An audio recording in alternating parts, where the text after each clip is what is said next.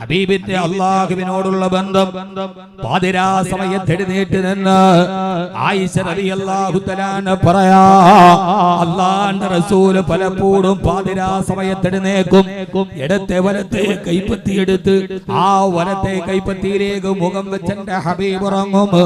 പാതിരാ സമയത്ത് ചാടി എഴുന്നേറ്റിട്ട് അല്ലാഹുവിന്റെ റസൂൽ നിസ്കാരത്തിൽ മുടങ്ങും.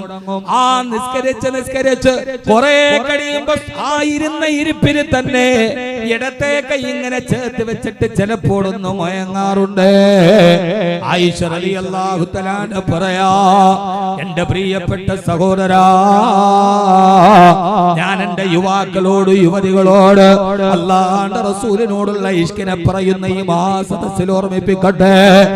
ഏറ്റവും പ്രധാനപ്പെട്ടത് അല്ലാഹുമായിട്ടുള്ള ബന്ധത്തെ ലോകത്തോട്ടൊരു അടിമ എങ്ങനെ ഉടമയോട് ബന്ധം സ്ഥാപിക്കണമെന്ന്